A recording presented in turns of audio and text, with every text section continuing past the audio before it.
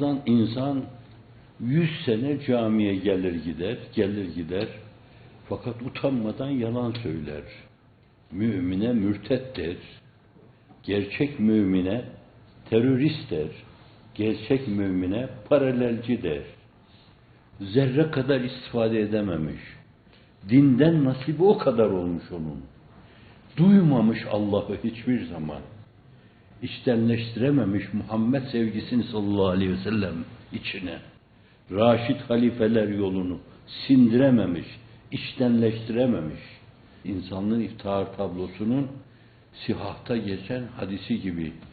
Rubbe kâimin leyse lehu min kıyâmi ille seher vel atab.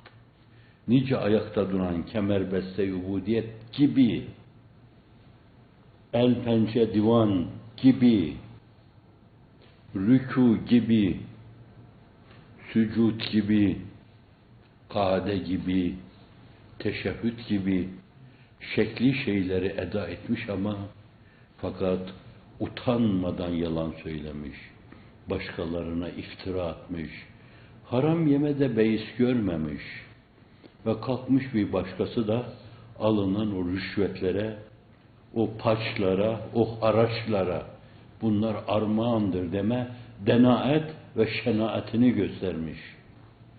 Ve bu müfsitlerden, bu müfsitlerin müfsidane fetvalarından kuvvet alan, kuvvet kazanan o serkerler de bu mevzuda daha rahat hareket etmeye başlamış. Yemişler, yutmuşlar.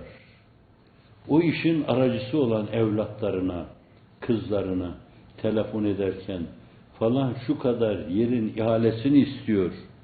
Fakat 10 milyon veriyor. Tapelere düşen şeyler. Oğlum 15'ten aşağı olmaz o. 15'ten aşağı olmaz. Bu namaz kılsa da, oruç tutsa da, insanla iftihar tablosunun beyanı içinde Rubbe kâimin leyse lehu min kıyâmihi ille seher vel atab. Oruç tutsa da Rubbe sâimin leyse lehu min siyâmihi illel cu' vel ataş.